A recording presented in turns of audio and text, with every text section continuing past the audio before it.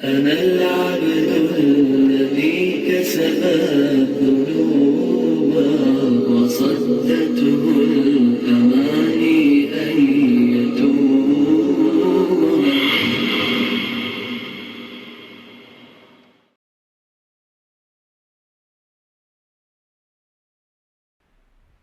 ہم ممنون کرم ہیں محترم پروفیسر ڈاکٹر اعظم قاسمی صاحب کے، اور میں نہایت ہی ادب اور احترام کے ساتھ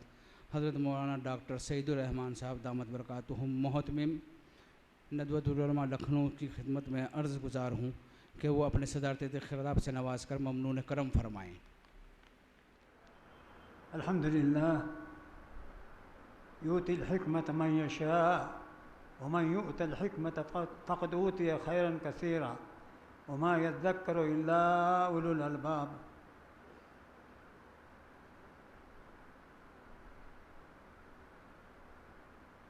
اعد ذکر نعمان ان ذکرہ اعد ذکر نعمان ان ذکرہ هو المسك ما يتكرر يتضوع هو المسك ما يتكرر يتضوع۔ مشک کو جتنی زیادہ اٹھایا بیٹھایا جائے گا، منتقل کیا جائے گا، اتنی زیادہ اس کی خوشبو پھیلے گی۔ مشک کو مشکانت کی خود بے بویت نہ کہ دنیا بے بویت، جی نہ کہ عطار بے بویت۔ تو مشک، آپ اس وقت مشک کا ذکر کر رہے ہیں، وہ خود خوشبو آ رہی ہے، اس کی تمام ہر طرف پھیلی ہوئی ہے، اس لیے اس کو ہم اس مشک سے زیادہ سے زیادہ ہم کو فائدہ اٹھانا چاہیے کہ اس مشک کے اندر کون کون سی خوبیاں تھیں،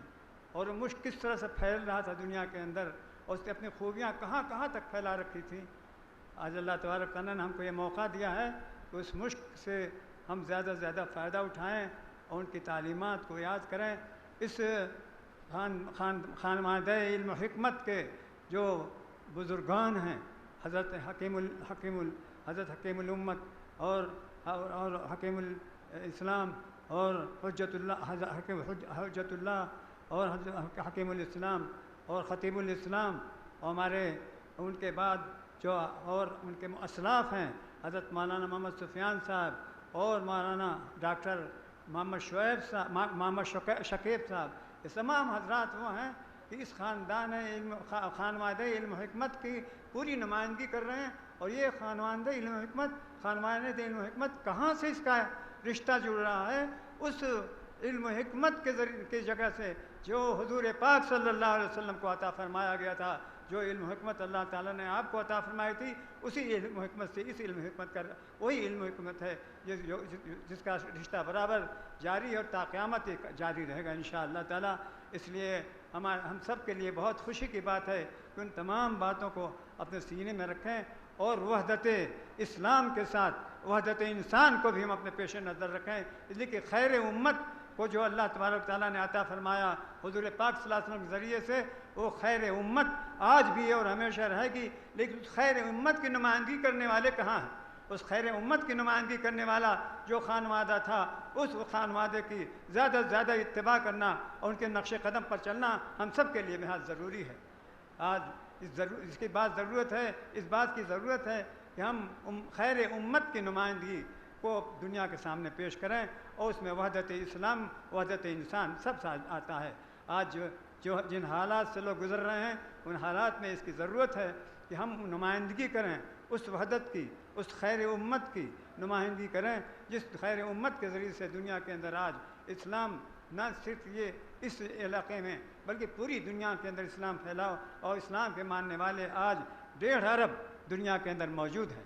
1.5 ارب انسان دنیا کے اندر اسلام کے ماننے والے موجود ہیں۔ اسی خیر امت کی نمائندگی کا یہ نتیجہ ہے جس کے لیے ہم سب لوگ جمع ہوئے ہیں کہ ہم آج پھر اس سبق کو یاد کریں اور خیر امت کی نمائندگی کرنے کے لیے اپنے آپ کو تیار کریں۔ یہی سب سے بڑا کام ہے، اور اس اجتماع کا اور اس مجلس مذاکرہ کا سب سے بڑا فائدہ یہی ہے کہ اللہ تبارک تعالیٰ ہمیں اس کی توفیق عطا فرمائے، اور ہم یہاں سے یہ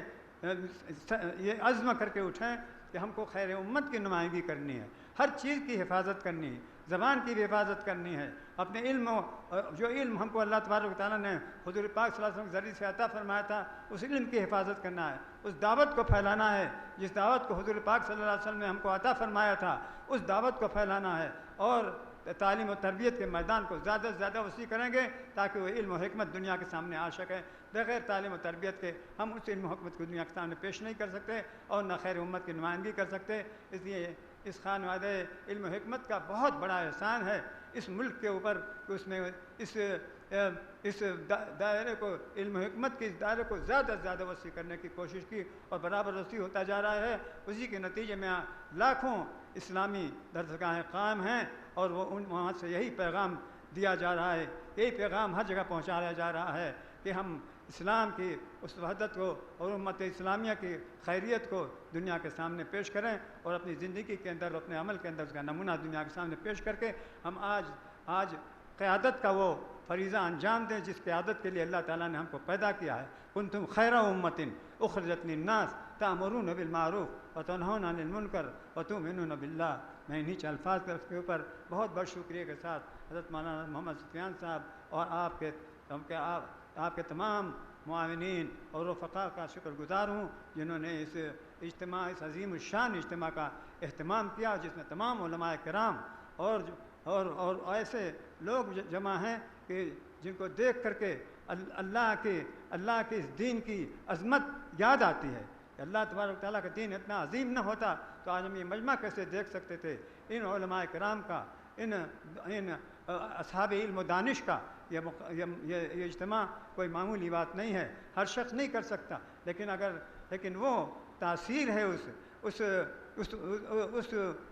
اس دعوت کی، اس علم و حکمت کی جس علم و حکمت کو اپنایا تھا آپ نے اور آپ لوگوں نے اس کو پھیلایا اور اس کو پھیلا کر کے دنیا کے اندر اللہ کے پیغام کو زیادہ سے زیادہ عام کرنے کی کوشش کی۔ وآخر دعوانا الحمدللہ رب العالمین۔